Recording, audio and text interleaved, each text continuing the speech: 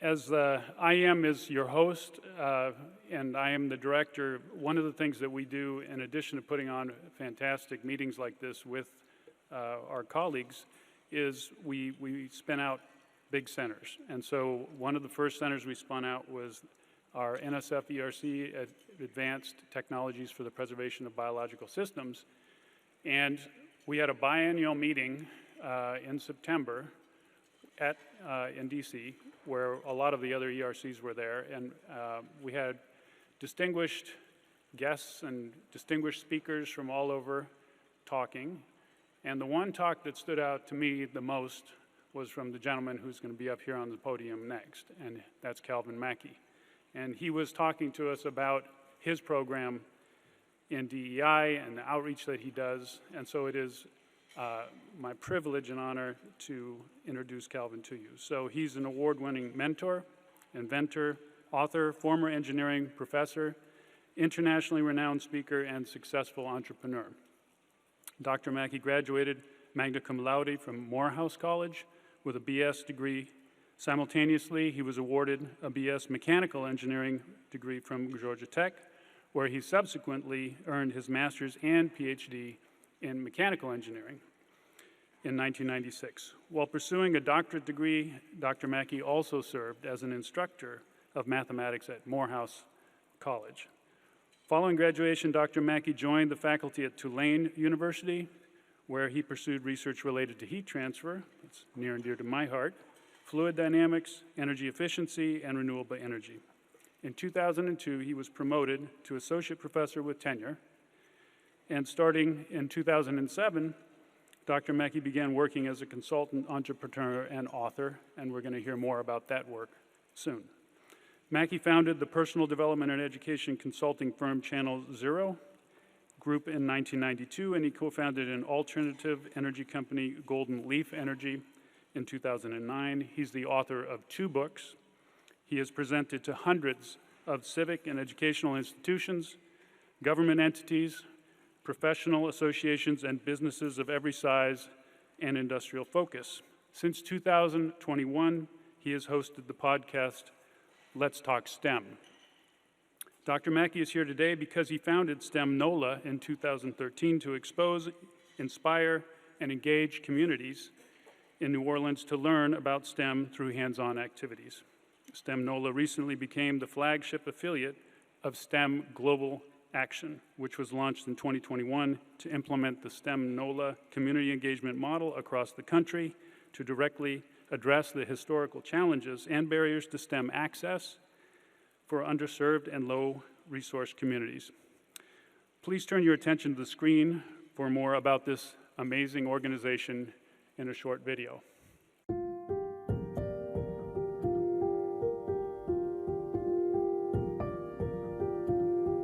Our kids will have to have skills to create and to innovate, to participate in the 21st century. And that's why the exposure of STEM is so important. It can't start in middle school, or high school, or college. It gotta start at 4 and 5 years old, so it becomes a part of their lexicon, becomes a part of their DNA.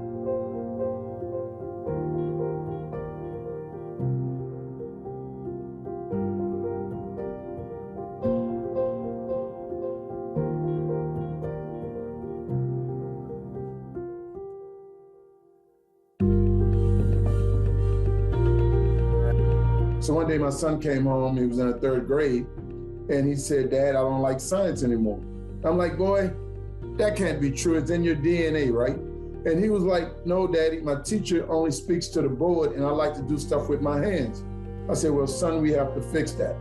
So we start going out into the garage and start doing all these hands-on activities. I start ordering all these different kits. Before you know it, my other son got involved, the kids down the street got involved.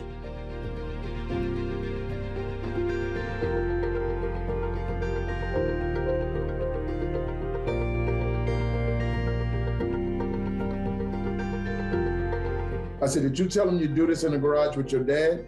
And he said, "Yeah, Dad, but my friends need this."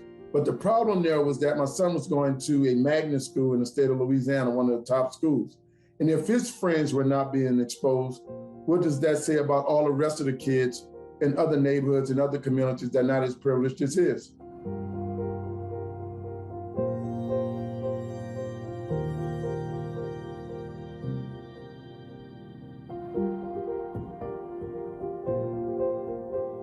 We planned for 100 kids to show up in a gym in New Orleans East, and we had over 350 kids, 150 parents, in a rain in December, and we realized we were on to something.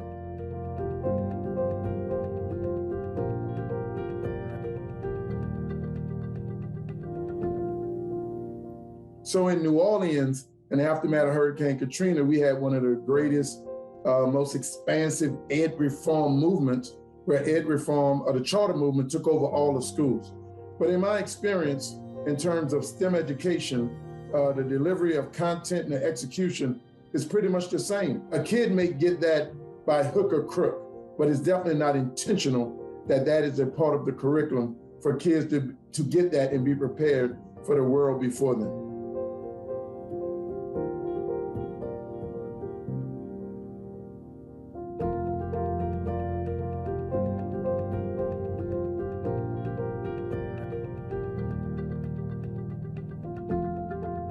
We live in a country right now that makes sure every Black and brown boy touches a football before the age of 4. And no one questions that. In the 21st century, our children will only have 3 options. Either they're going to take something, break something, and or make something. And if we don't give them the skills and education and motivation to make something, that's only going to leave them with the 2 options that we see on the news every night.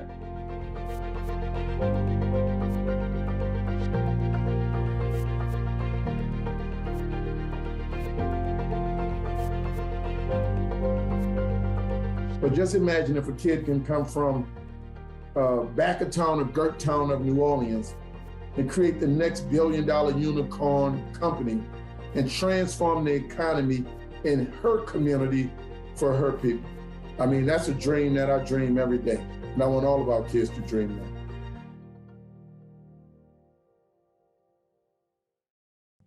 All right.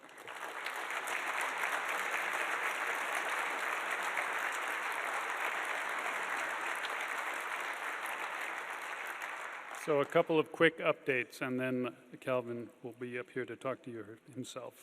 The STEM Nola recently kicked off STEM Mobile, Alabama, and STEM Camden, New Jersey, with more than 500 kids and parents at each event. And on May 6th, we'll be executing a STEM Fest for 1,000 kids at Yankee Stadium. Recently, the White House invited Dr. Mackie to bring a student to the White House Space STEM Forum. And STEM Global Action has now reached more than 125,000 students. Boeing recently donated $1 million to support the creation of the 30,000 square foot innovation hub in New Orleans, which will serve as the headquarters for STEM Global Action. Please join me in welcoming Dr. Calvin Mackie. Thank you, John. Appreciate you. Thank you.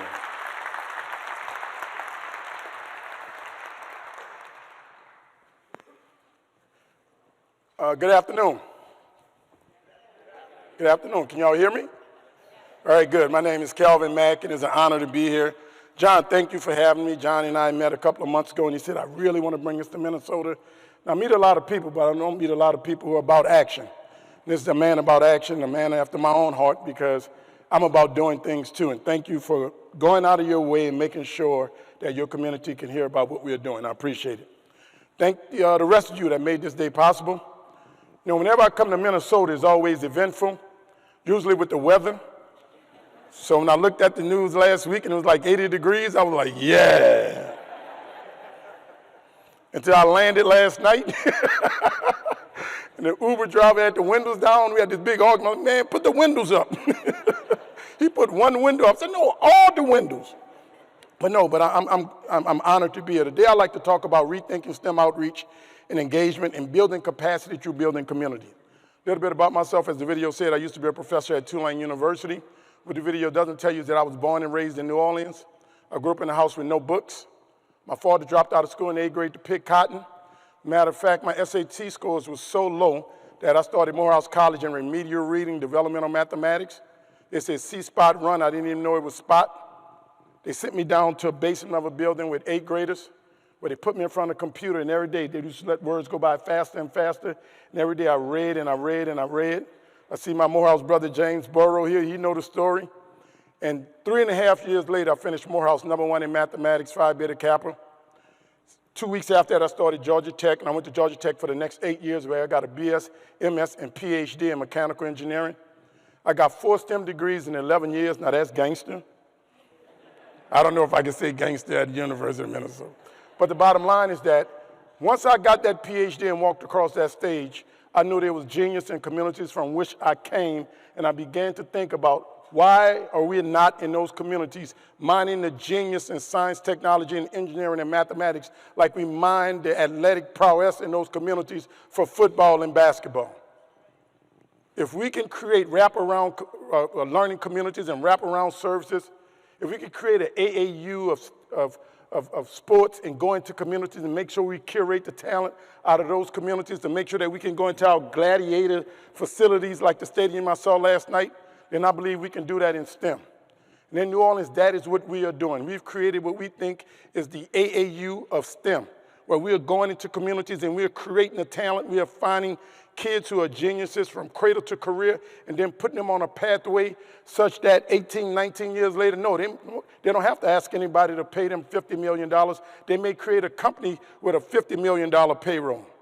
That's the dream that I have, and that's why we're here today. And that's why we have these pitch competitions, and that's why VCs are here. And that's why we have these competitions, and we got to make sure that's accessible to everybody in a place called America and not just some people.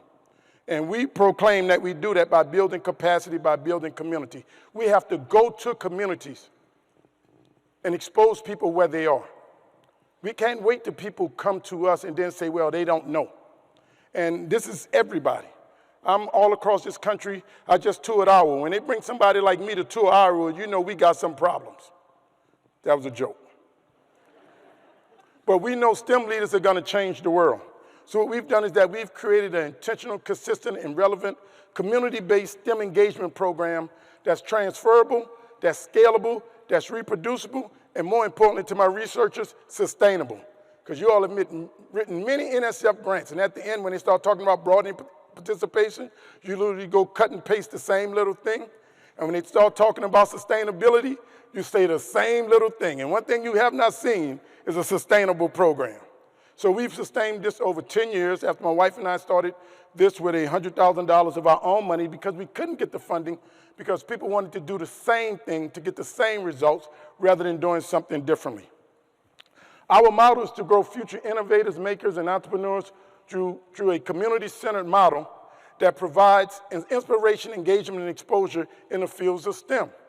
The bottom line is that some of us, through our middle-class lens, just think things are supposed to happen without remembering how it happened for us. It's funny how we have these programs in the community and evaluators come out and say, well, are they learning? I say, well, you know, if a kid tells me that I changed their life, I tend to kind of believe her. And if a kid shows up for 3 hours and works with me and builds something, and when they leave, it actually works, if you have to wonder if the kid is learning, it's not the kid that needs to be evaluated. It's you. So again, we've engaged over 125,000 young people from 3,500 schools. More importantly, I'm going to tell you about the model that we've created, a model that brings college communities and STEM professionals into the community. We believe in STEM for all, but we understand that in low-income, low-resource communities, it is necessary that we take an extra effort to make sure that those communities are exposed. We've paid over $3 million to college students because we believe college students should be compensated while the professionals volunteer. And we've generated over $18 million since 2013 and provided professional development for 300 teachers. In essence, we believe that STEM should be as ubiquitous as sports. If a kid can go to school and be exposed to football and basketball, get out of school, and they have access to football and basketball in their community, they should be able to go to school, which is not happening, and be exposed to STEM. But if they get the STEM in the school when they leave school, you know they should have access to? STEM in their communities. And that's what we are working towards. We have some major backers in terms of what we're doing in New Orleans. We're the recipient of a $3 million Department of Defense grant to expand this along the Gulf Coast of the United States and throughout Louisiana. The Kellogg Foundation, we're partnering with the University of Illinois and some other big corporations that's primarily located, have subsidiaries in the New Orleans area. Now, my point is that if we can do what we have done in New Orleans, just think what you can do in a city with 26 multinationals. That's what is before us. Our why is the current state of STEM education. All of us know that the possibilities and the job growth in terms of the STEM field is increasing like we've never seen before, and the rate at which our children, not only black and brown children, but the rate at which our children are going into STEM is not enough. So we need more kids going into STEM. But we know we can't reach the numbers that we want to reach if we don't have those marginalized and other communities participating in STEM. As a matter of fact, McKinsey just released an article last month about the talent pipeline in minority communities and talk about the work that needs to be done. And the first thing that McKinsey said needs to be done is that STEM need to meet the people where they are. And I wrote all of my friends, if y'all know anybody at McKinsey, let them know. We are doing that work. We are meeting the community where they are because we have to expose people where they are and then get them to where they need to be. All of us know the statistics about a leaky pipeline. The results of the research teaches us that if you look at ninth graders, for every 24 ninth graders, if you look at that pipeline, only one of them eventually receive a STEM degree. And we know from statistics that the people who are going into college in STEM, and less than 5 years later, less than half of those will be still in the STEM apparatus. So we have a problem. My biggest problem is that we always start talking about ninth graders. Why are we not talking about STEM from K through 8th grade? Why are we not talking about STEM before they even get to the schoolhouse door? It is amazing how the NFL and the NBA in this country make sure that every black and brown boy touches a football before the age of 4, and no one questions that. But when I start talking about putting the STEM in the hands of every kid before the age of 4, everybody want to know, have you done a pilot? Or did you get a research grant? Why is that necessary? Why is that possible? The only thing I know, when I was 9 years old, my uncle visited me from California, and he brought me an erector set. While my uncle and my dad was in the corner dealing with their libations like we do in New Orleans, I built a little car. And when I built that car ran across the floor. My uncle jumped up and said, that boy is going to be an engineer. At that point in time, I couldn't spell it. I didn't know what it was and never met one. And when I went to school with my low SAT scores and I was in remedial reading, developmental math, and they said, what you going to major in? I said, my uncle said, I'm going to be an engineer. And when I got to Georgia Tech, and they said, well, based on your SAT scores, I said, my uncle said, I'm going to be an engineer. And our dream, our goal, John, is to go into every kid, every community, and talk to every kid, and give every kid a kit, and tell that young lady, that young man, what they can be, rather than telling them what they cannot be. We understand the leaky pipeline. We understand that the pipeline is leaking due to diversity and a lack of diversity. We know it's due to lack of engagement. We know it's due to lack of relevance. So those are the things that we must address.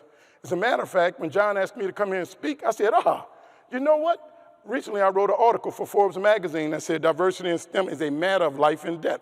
Because some people sitting here right now and say, look, we're engineers and we make stuff. What that got to do with diversity? Anybody can make a medical device and they work on everybody else. Well, you know what? That isn't the truth. Because recently, the FDA had a panel where they talked about the pulse oximeters that we use to measure the oxygen during COVID is inaccurate with people with pigmentation.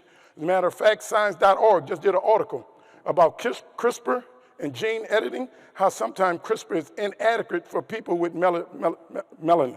Also, recently, they've really looked at clinical trials and how bias is built into the algorithms that we use to diagnose people, especially for their kidney. So if you don't understand that diversity is a matter of life and death, then maybe this conversation isn't for you.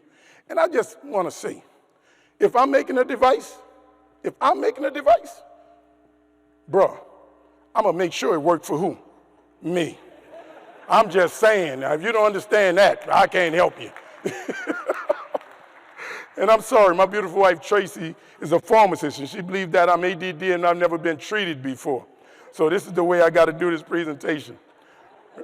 Recently, there was an article called Lost Einsteins, and Lost Einsteins talk about the lost talents in communities all across America because we, in this apparatus, is not doing the things that we have to do to reach those communities and expose people to the possibilities of the 21st century.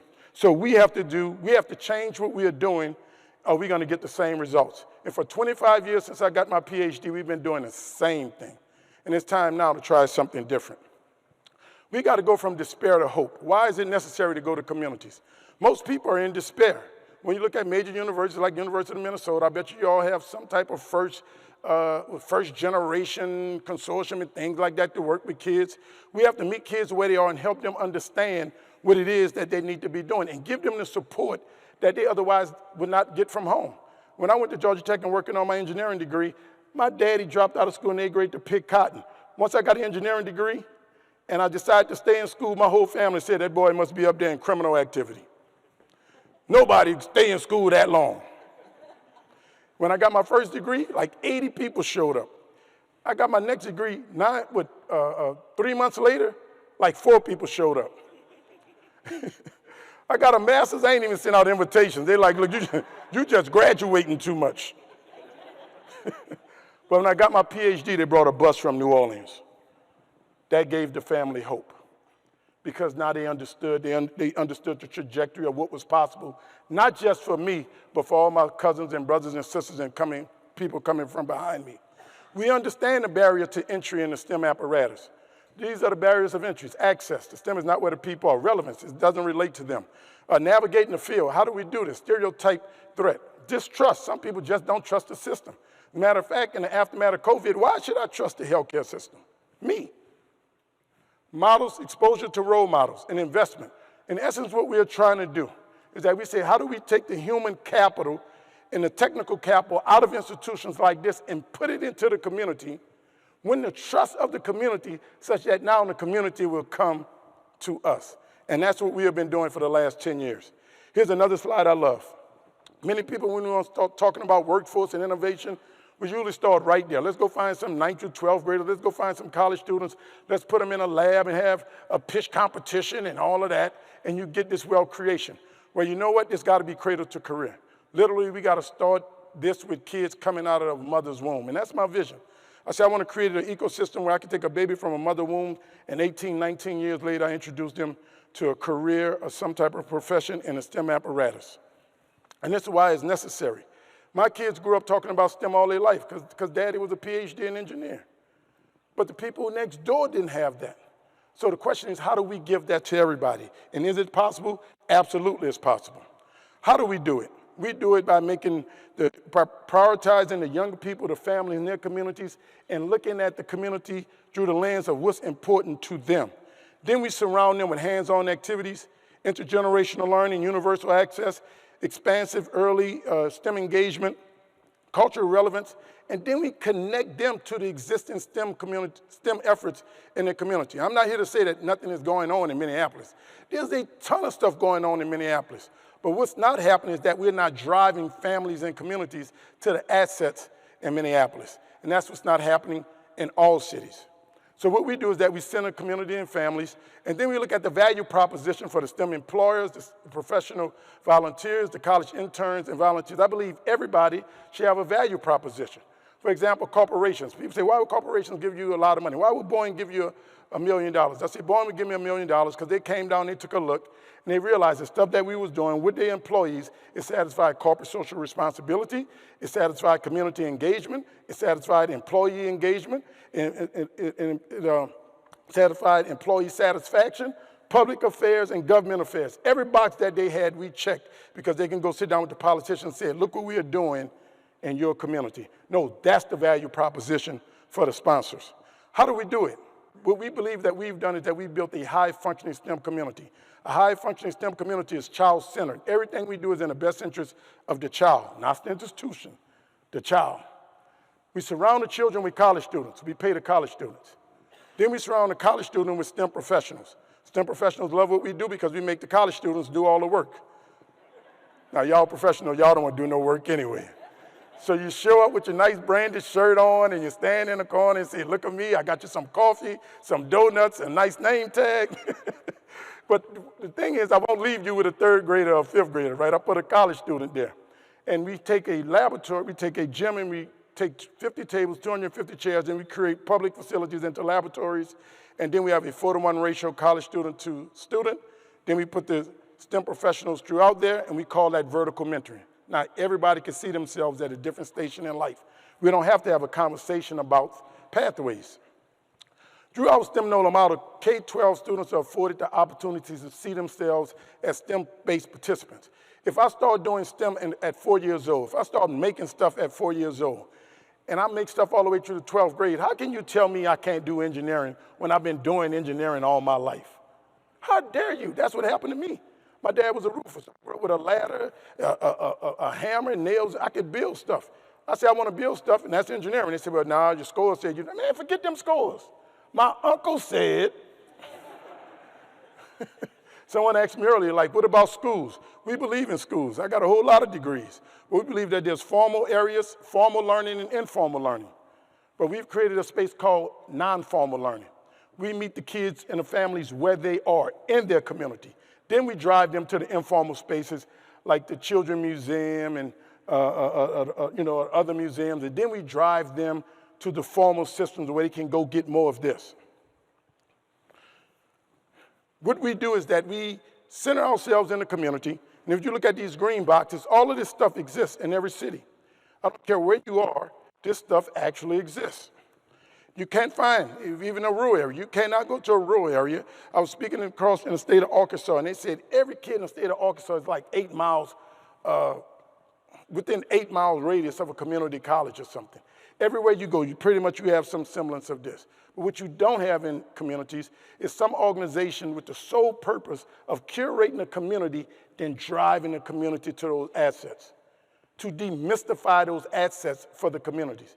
I mean, my son, when he was 8 years old, I bought him a 3D printer. It was demystified for him. But for the kids who went to his magnet school, they had never even seen a 3D printer. I brought the 3D printer to school, and my son made, we live on a golf course, so he made 3D printed golf pins, and he was selling them to my buddies. He's a hustler, like his daddy. And the kids was blown away because they had never seen a 3D printer. And this was middle-class kids in a magnet school. So what about everybody else? So what we do is that we curate the community and then drive them to things in the community. How do we do it? We believe the STEM solution is about engagement, assets, and relevancy. We believe hands-on mean minds-on. We want to go to kids and talk to them. Kids don't want to talk to, look, I got a son in college now that don't even call me, and I got one who's a senior who he's ready to stop talking to me right now. My son that's in college, I mean, he opted out after his junior year. He just come out and eat and get the food and say hi and go back in the room. So they don't want to talk. But when I said, let's go build something, he's like, what are we going to do, Daddy? They want to do. As a matter of fact, STEM is about doing. A lot of people who are in STEM education, John, when I talk to them, I say, I got 4 STEM degrees. I don't know what y'all talking about. Because at the end of the day, Rhonda, in STEM, you're supposed to produce something. And if we can get our kids producing early on, then they'll understand what STEM is. Conversation not going to get it for them. We have summer camps in school, out of school, private labels, STEM kits and curricula.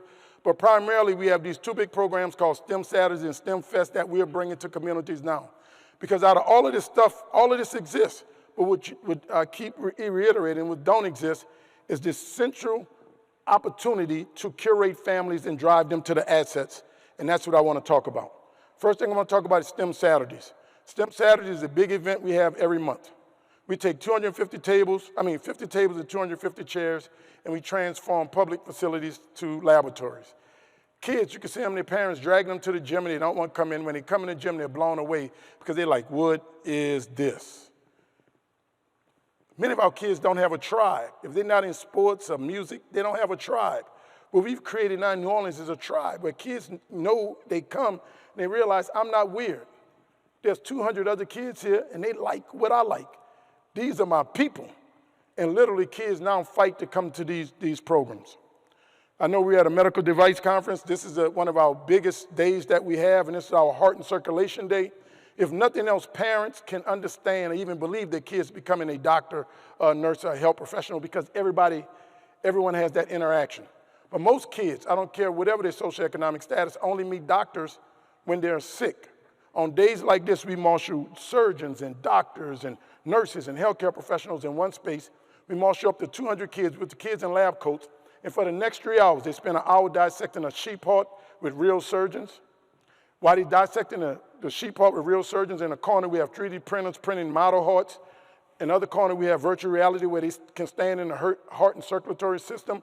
And for the last 2 hours, they actually build a physical model heart that we've designed, and each kid leaves with a model heart. You dissect the sheep heart, that's the science. The virtual reality and the 3D printing, that's the technology. Building a model heart, that's the engineering and the math. That is STEM. And you know why that's important? I got a PhD in fluid mechanics and mechanical engineering. I hate biology. I hate chemistry. I hate industrial engineering. I hate electrical engineering. I hate chemical engineering. James, hell, I hate most of mechanical engineering. But somebody introduced me to fluid mechanics one day. I told John, I'm a fisherman. Every Friday I go fishing. And the water and understanding how water worked, it moved me. So eventually, even though I hate biology and I hate the medical profession, I don't hate y'all. What I'm trying to say is eventually, with my PhD in fluid mechanics, I started modeling the flow of blood and arteries. And I'm like, I'm really back to what I didn't want to do. So the thing is that we got to meet kids where they are and introduce them to things and let them find their place in it. We can't just give them coding and say, well, if you can't do coding, you can't do STEM. By the way, I hate coding too. I hate robotics too. All right, I'm real clear. We do that in sports, right? We take our kids and we give them football, basketball, soccer, gymnastics, golf, and we try to give our kids all these experiences until they find a sport that they like. We have to do the same thing in STEM. And that's what we do on these big Saturday programs. And we built a model, and the model is 2 off beef patties, special sauce, lettuce, cheese, pickles, onions on a sesame seed bun. So we know how to do this, and we do it over and over. And you can see the kids showing up, because the kids who've been there before, they know the system. They be telling other kids, you go over there and you get your lab coat. Now we have to sign up here. And they're walking around all cocky, right? And every kid, they're divided into 4 groups, K through 2nd, 3rd through 5th, 6th through 8th, 9th through 12th. Every group is color-coded. When they check in, they get a number. Every one of those tables are numbered. So after we do our little introduction, they know to move to their table. Once they move to the tables, the college students and the STEM professionals been there. Everybody know to engage. So we are able to get 300 to 400 people into a gym and out of a gym in like a 4.5-hour period. As a matter of fact, now we're required to have police at our event. We're required to have police at our event because literally we shut down streets because so many people are showing up. The mayor came, the mayor said, Mackie, you got police at the event, at a STEM event? Is it that serious? I said, Mayor, when I go to the Saints games, no matter what, nobody better not bring up the Minnesota Miracle to me. I'm still hurting. I said, Mayor, when I go to the Saints game, you have police on every corner. He said, what does that have to do with anything? I said, you have police on every corner because you believe the people on the corner are so valuable. And the stuff that they're going to see is so valuable such that when they get to the corner, they step out in the street and stop the traffic so the people can get there on time. When our little children get to the corner, the police step out in the street and they stop the traffic. So our little children will understand, one, that they are valued and what they're going to get is so valuable that we're going to make sure that they get there on time. And I just spoke at the National Organization of Black Law Enforcement Officers because I spoke about how we are transforming the interaction between children and police through STEM interaction, meaning we've built a community. And not since we've built this community, you know we can build now? Capacity. Professional volunteers. It's very important that we bring in professional and college students as interns. We've engaged nearly 2,000 college students, and college students love coming. Now, I give them a $50 gift card after every event. Now, boyfriend, girlfriends come in. They're like, we're going on a date. I don't care. You came, and the kids got to see and touch you. You got it? They bringing their friends, and they doing this. I got groups saying, if we bring 10 of us, I say, I'll give you $500. 10 of y'all come, I'll give you $500. Corporations love the fact that college students are coming to the community at 8 a.m. Corporations are now hiring our students because they say these are the type of citizens we're looking for if they'll show up at 8 a.m. to give back to their community. The corporations love what we are doing because they check all those boxes I talked about before: corporate social responsibility, community engagement, but employee engagement and employee satisfaction. The employees can go back and say, look what we are doing for the community. I don't live in the hood, and like Tupac say, I ain't going back. But I can create something and create opportunity for people to go into spaces and do stuff impactful and efficient such that when you do go home, you can feel good about what you've done. Hands-on activities. We build these modules, right? So up in the corner, you see that's a levee, and the kids are building levees and water system and marshes. You see the renewable energy, you see the fuel cell cars. We believe STEM should be culturally and environmentally relevant. You go to schools right now in New Orleans and they're teaching the kids earth science, and the kids are learning about earthquakes and volcanoes. I said, hell, we damn near just drowned. They should be learning about levees and wetlands and climate change and water rise. That's the earth science they need. Because when kids walk out of our events, we want them to understand that STEM is all around them. Everything they see is STEM. As a matter of fact, when we do the power of chemistry, the Chevron Corporation, Chevron sent out a bunch of employees. The kids learn about chemical reactions, but one thing they do is that they make nylon. And we have a contest on who can grow the longest strand of nylon. Then we make the connection that, you know what, this is chemistry. We have a mother and daughter spa day, where we go to schools and have a mother-daughter spa day. Instead of mother and daughter showing up and having cupcakes or donuts, they sit there and they make a lip balm and facial scrubs and all that stuff, you know, with natural stuff. And it started a conversation with the mother and the daughter that they otherwise said they never had through STEM. That's what community is. And again, I love water. So we got one of the largest ports in the world, Port of New Orleans. How can our kids live in the city of New Orleans and don't know water, don't know about the port? So we have a buoyancy and density day where the kids learn about how things float. And each kid gets to build a boat. Then they race their boat. The parents hate that day because every kid go home. You know the first thing they do? Fill up the bathtub. And you can see the model hearts in the bottom corner. The next thing we do is the STEM Fest. We've actually done a STEM Fest last May for Summer Academy right here in north side of Minneapolis. We brought a 32-foot truck. We have 60 STEM stations, a 20 by 30 drone cage. We had upward of 600 kids on north side of Minneapolis at the STEM Fest. Matter of fact, the guy, Lewis King, that read Summer Academy, said in 32 years I'm in Minnesota, I've never seen nothing like this. We'll be doing this for Blue Origin and Orlando on the Space Coast this Saturday, and we'll be doing it at Yankee Stadium on May 6th. On the STEM Fest, we invite the entire community out because people don't know what STEM is, and every table is a different area of STEM. So imagine if you have a company, your company can have a table, and we'll help you curate the hands-on activity that the kid need. Kids hear about drones, but they ever get to touch and fly them? So sometimes people have STEM Fest and kids walk around in your company or your school tell them what it is. At our STEM Fest, I tell the kids, I know what your parents told you. Before you came here, your parents told you, one, when we get in here, don't embarrass me. The next thing your parent told you is that when you get in here, don't you touch nothing. I said, tell the kids, look at your parents and let them know this is Dr. Mackie's stuff and you can touch everything. And the kids go, yay! And the kids run in and they experience STEM. And they experience the people, then they think about what they can do. This is rural Louisiana. We went to Grambling State University, backed by Magic Johnson and his company, Sodexo Magic. We had 1,000 kids in November 2019, right before COVID, in a gym doing STEM.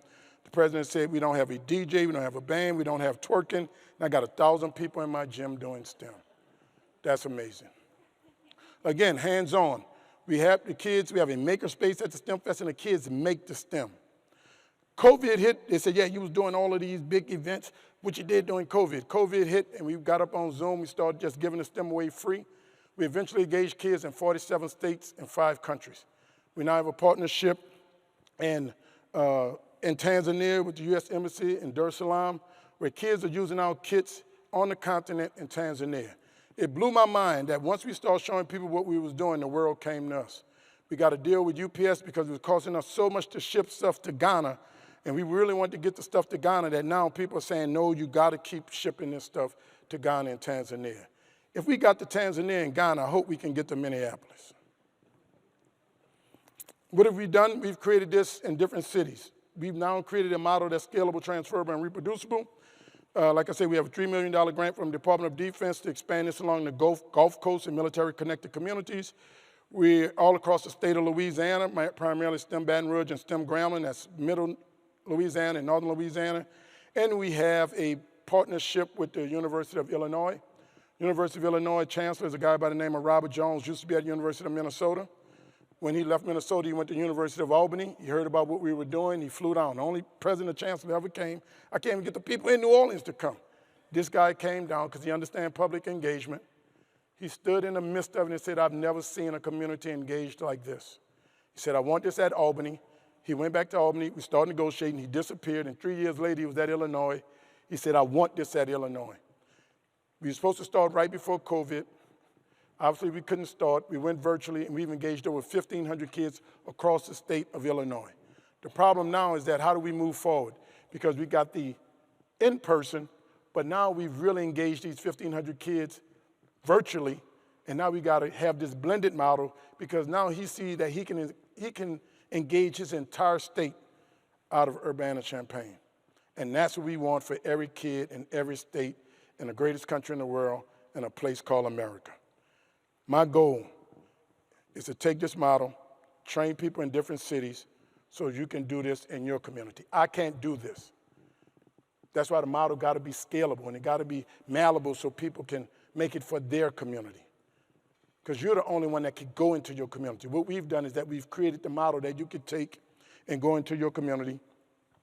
We're building a 30,000 square foot STEM center in the city of New Orleans. Oxygen Health System, the largest health provider in the state of Louisiana, saw what we were doing and donated a 40,000 square foot building to us because they understand that this work is too important to keep it going. And in closing, in the spirit of DEI, I want you all to know, if you don't intentionally, deliberately, and proactively include, you unintentionally exclude. I'm asking you, wherever you're from, whoever you are, when you go back to where you are, when you leave here, I need you to commit to being intentional and consistent about bringing STEM to every community and every kid in a place called America. Thank you all. Thank you. Thank you. Take questions?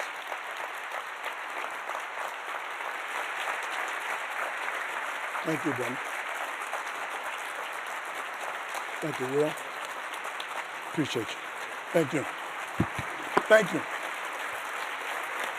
Thank you. Appreciate you.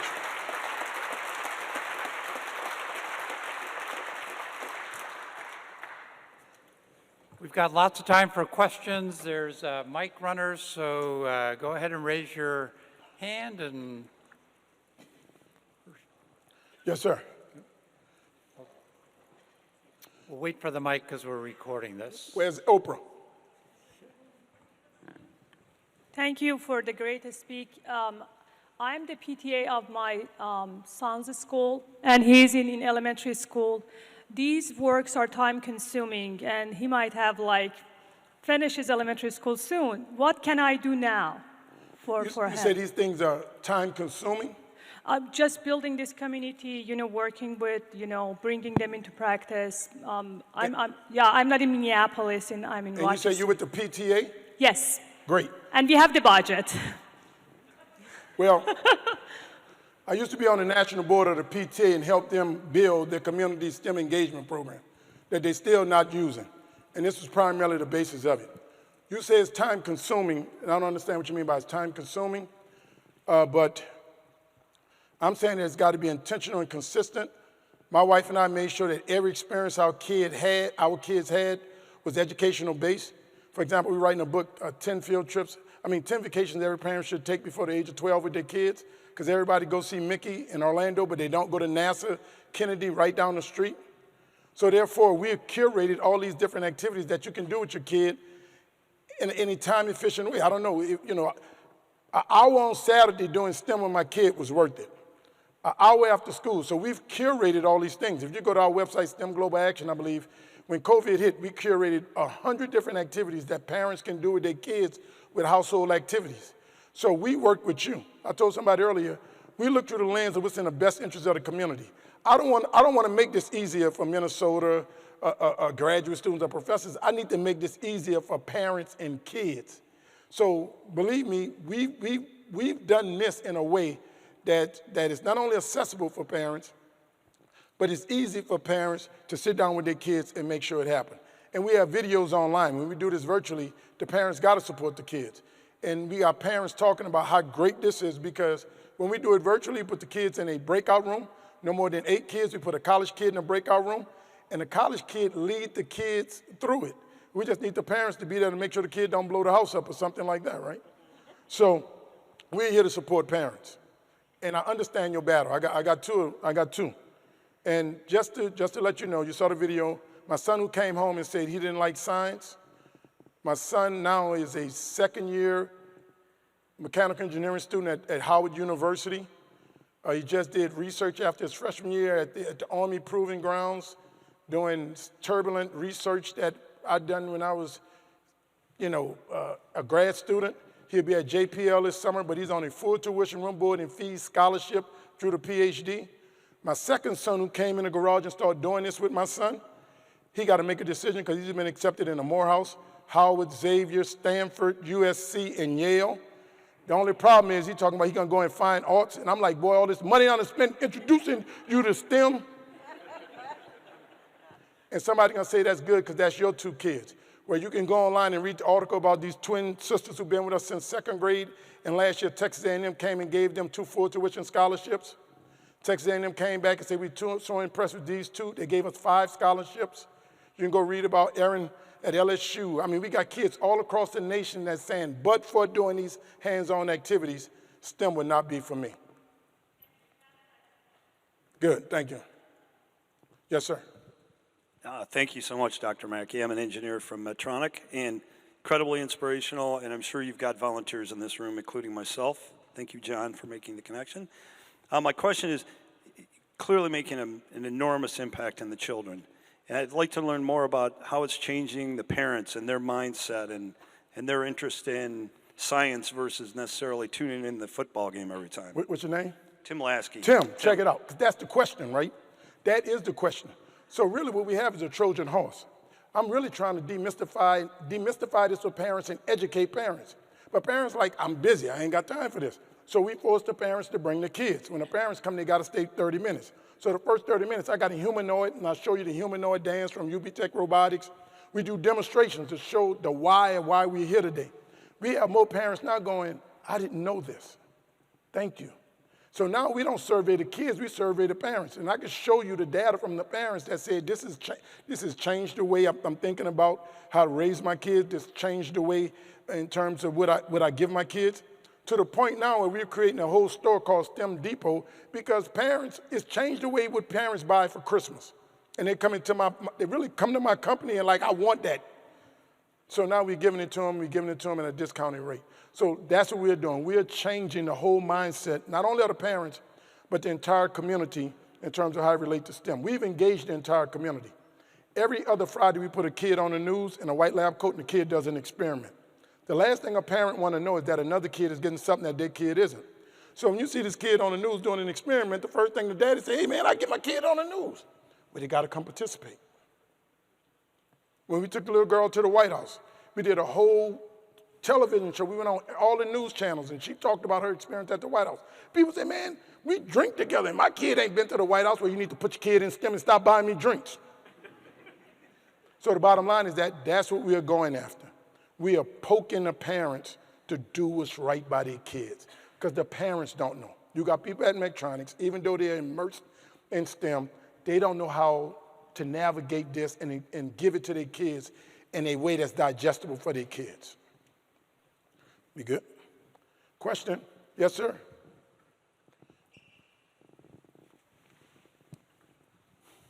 Hi, I'm Jim Manziello, out of Orlando, Florida.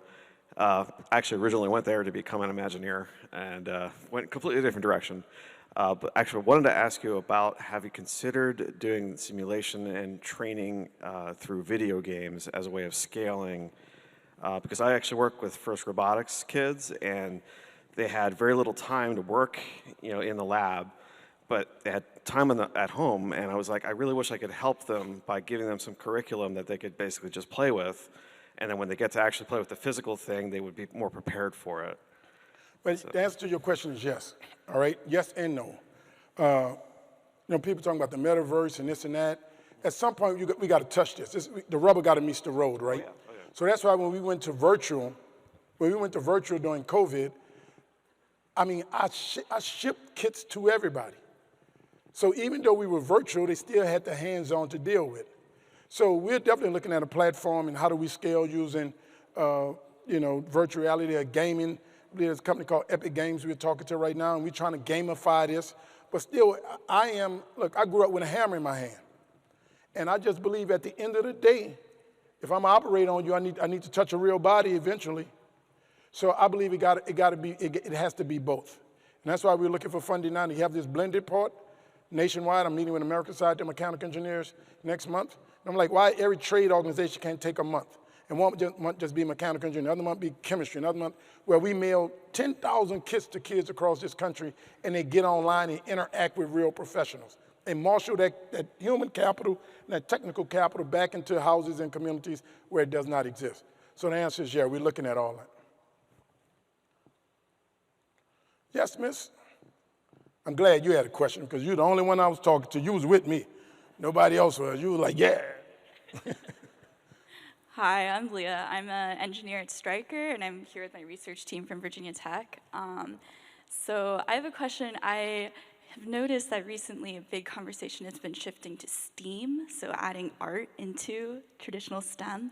And I'm a big proponent for that, of pushing forward more transdisciplinary work. And I've noticed that for my own personal story and a lot of young girls that I've worked with, when you introduce creativity and art into the conversation, that kind of lights up their eyes and gets them even more engaged. So I guess my question is that a factor in your organization? Have you had these conversations about this shift to STEAM, and what are ways that you're engaging young girls? This conversation is about to end. I just spoke for Stryker. I'm glad you're here. I like to get a picture, which I just spoke for your African American ERG National. And I met, what's Greg's name? I believe I emailed them and let them know. I said, hey man, send this out to anybody that may be in Minnesota. So I'm glad you're here. Now your question is a tough one. When I was at Morehouse, I led a protest. You hear about Samuel Jackson? He went to Morehouse, and Spike Lee and Samuel Jackson talk about getting kicked out of Morehouse because he led a protest and locked up Martin Luther King grandfather, a daddy. Well, I led a protest at Morehouse, and I tried to get them to water down the arts curriculum, and I was in the engineering curriculum, right? And they're like, Mac, if you don't get out of here, we're going to kick you out. Amazing story. So we had to take art. James, we had to take art. We had to take psychology. I had either or, right? Let me take art or music, sociology, psychology, and cut it in half because I'm an engineer. And they were like, you need this. One day I went to the High Museum in Atlanta, and I saw an art exhibit by Jacob Lawrence, one of the foremost African-American artists in the world. Transformed my life by looking at a picture. I cried. My life was explained through these pictures. Dating this young lady, she took me to the theater. I'd never been to the theater, and I saw Fences by August Wilson. And I cried like a baby because so much of the dynamics between me and my daddy was explained. And at that point, young lady, I realized the power of art in our lives. My competitive advantage in the STEM world is my humanities and liberal arts background. I've written 2 books that ain't got nothing to do with STEM. I went in that room and they got books and it says dissertations. I almost ran out. But I got a big library in my house and I read.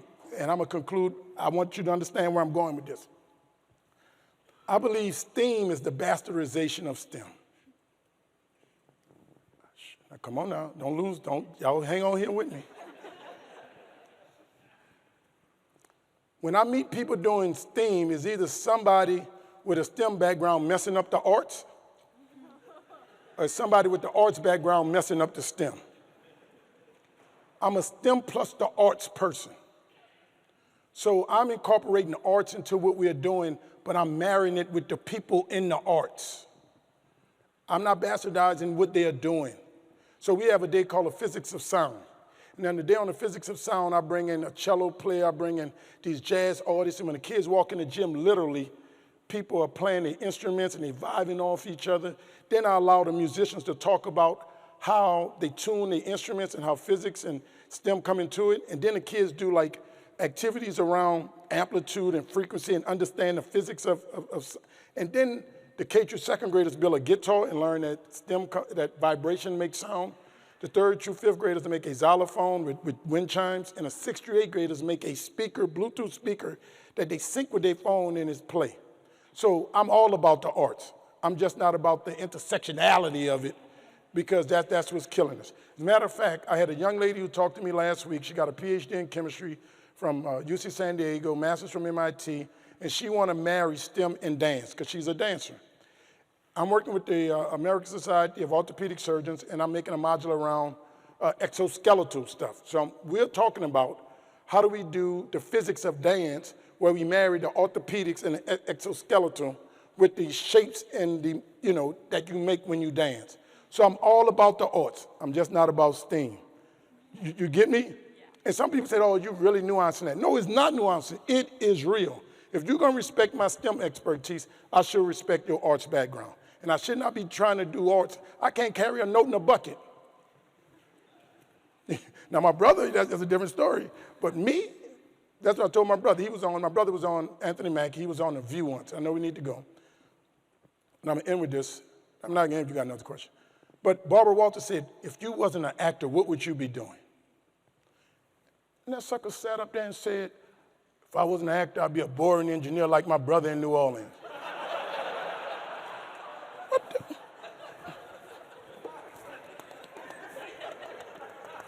I called. He eventually answered the phone, right? What up, bro? Don't bruh me. I heard what you told that lady. What you talking about? Barbara Walters asked you if you wasn't an actor, what would you be doing? You said you'd be a boring engineer like your brother in New Orleans. I said, one thing, I ain't boring. And two, I said, don't you ever forget this. I said, when they asked John Adams, the second president of the United States, why must you study war and politics? He said, I must study war and politics so that my children can study science and math and engineering and naval architecture, such that their children can study art, history, and culture. I said, you build a nation with somebody that can do something. And I said, you are an artist right now because your brother, that boring brother, decided to be an engineer. And we don't have to separate that. But as technologists, as STEM people, we got to understand our role in the world, and the people in art, history, and culture got to understand theirs. We got to create, we're human beings before we're human doers. And the problem with STEM is that we're so fixated on the doing, we forget about the being. And the art speaks to our being, while the STEM speaks to our doing. So I need the art so I know who I need to be, so I can do. Thank you all. Woo, that's good.